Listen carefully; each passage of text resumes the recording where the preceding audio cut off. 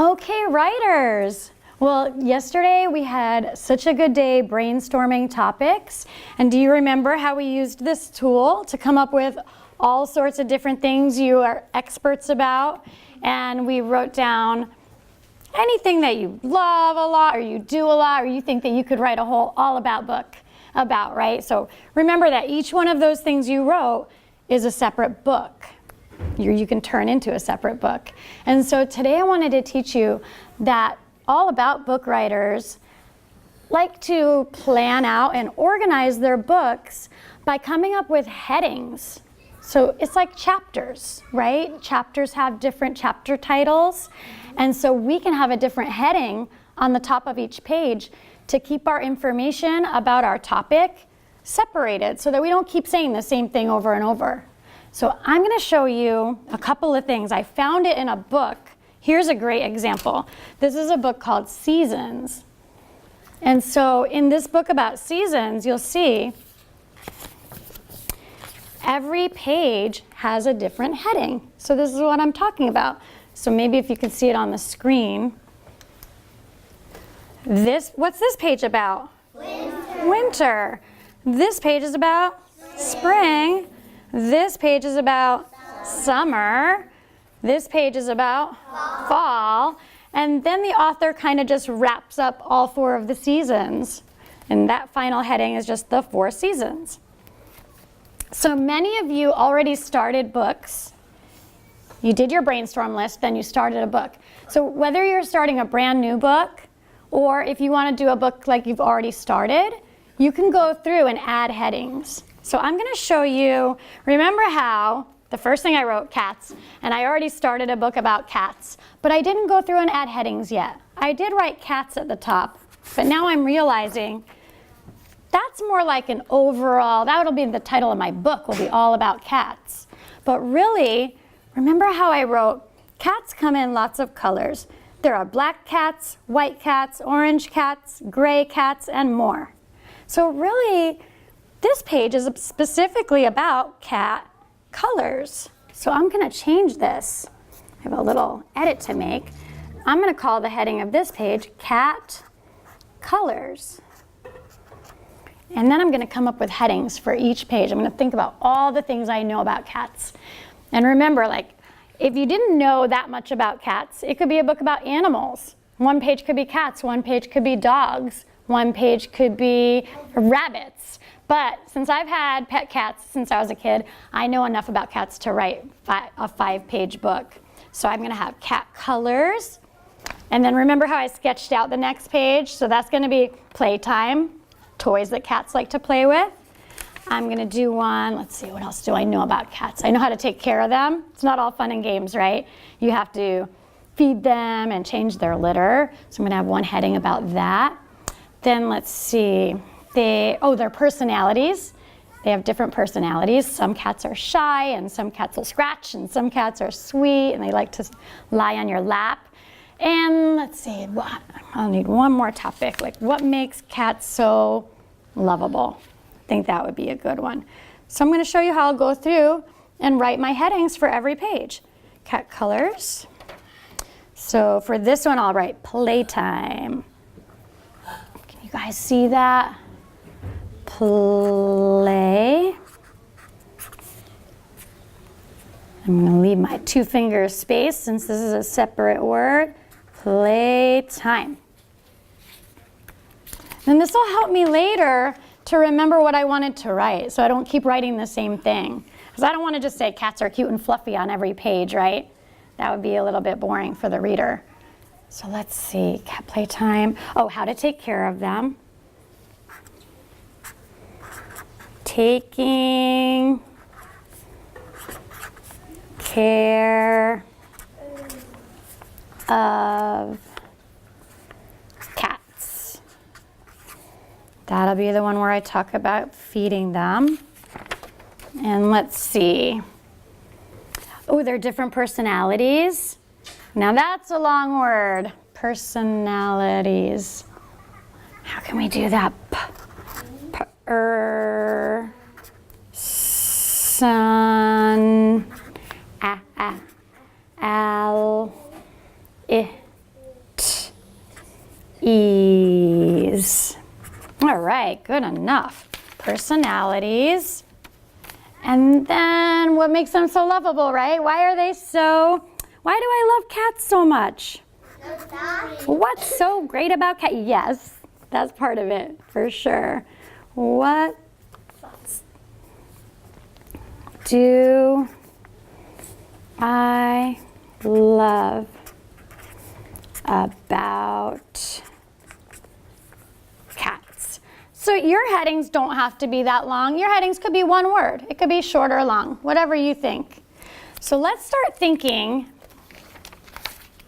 Think to yourself of one of the topics you came up with that you're writing an all about book about.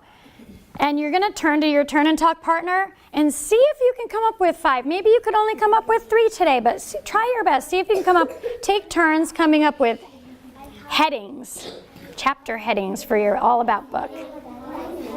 What's yours about? Mine's about the player. You should start. Okay, so can you use your fingers and show 5 things about the play areas to write 5 different pages? Let's see. Maybe I can use one about The structure, and the upper yard, good.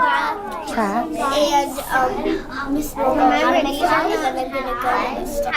Wow, you had all 5. Very good. You're writing about what?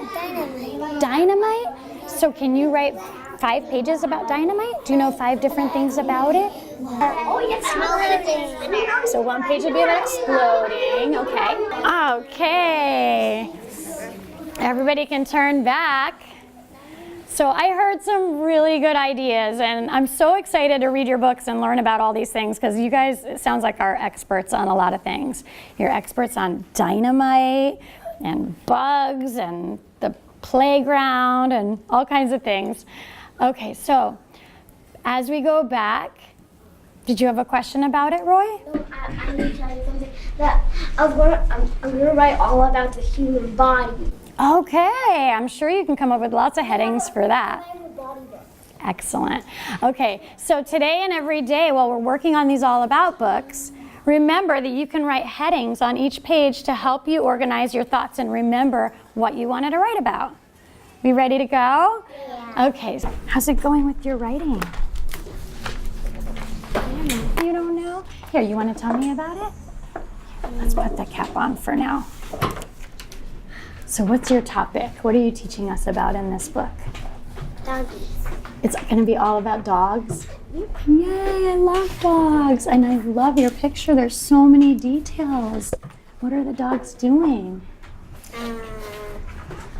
That's why this is Isis. Are those your pet dogs? Oh, that's so sweet. Are you in the picture too? That's me, that's Wendy. Oh, okay. Playing with the dogs. So what are you going to write about the dogs? What do you know about dogs? They take baths. They take baths? Okay, yeah. So keeping them clean. That's one thing you have to do when you have a dog, right? Will this page be about taking a bath? Are they taking a bath in this picture? Or would that be another heading? Okay, so what's this page about? My dog's playing outside. Playing outside? Okay, so you want to put that into a sentence and try to write it? So what will the sentence be? My dog always plays outside. That's a really good sentence. I like how you planned it and said it out loud first. My dogs play outside, or my dogs always play outside. Okay, good. Can you start writing that? And every now and then stop and reread. Do you know how to spell my?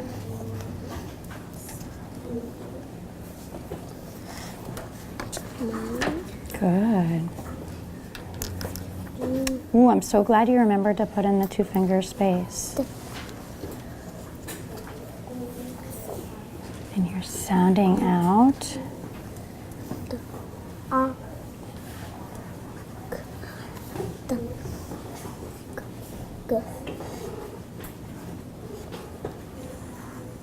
Wow, You didn't even need the alphabet tool. You know your letter sounds. You want to reread it so far?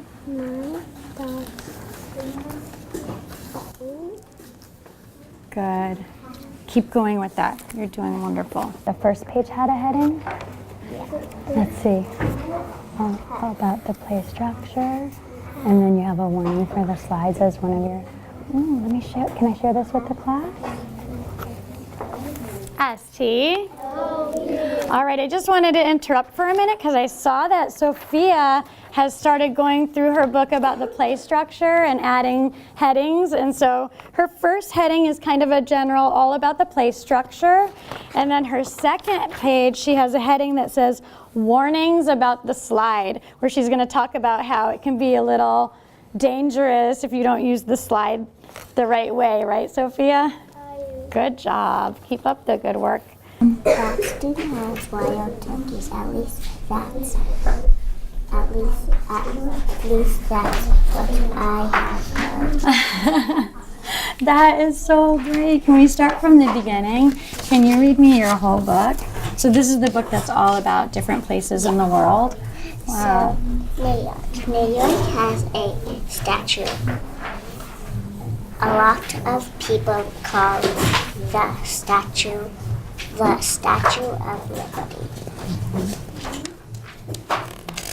Wow, great picture too. Mexico is very hot, even when it rains. Is that true? Have you been to Mexico? With my cousin. Oh, wow. Boston. Boston has wild turkeys. At least that's what I have heard. I'm going to add a flap to say my mom and dad told me that. That's good. That's citing your source, telling where you got the information from. Wow, this has so much information. This is really nice. And next I'm going to do either Hawaii or Paris, because I know a lot about Hawaii and Paris. Do you really? Oh, wow. I've been to Paris, but I've never been to Hawaii. Wow. Let's see. So before we get to work on that, you know what I'm thinking? Do you remember how, I think you might have 2 sentences there. But do you remember how each sentence has to end with a period and then the new sentence starts with a capital? So how do we know when to put a period? At the end of a sentence. Mm-hmm. And it's where you want your voice to kind of stop for a minute before you start up again. New York has a statue. A lot of people call the Statue of Liberty. I think I'm going to put a period. I think so too. Yeah, you know what? I was going to show you an example from mine, but you didn't need it. You figured it out. Yeah, because that's where your voice naturally stops. New York has a statue. And then your new sentence, what would you have to do with your new sentence?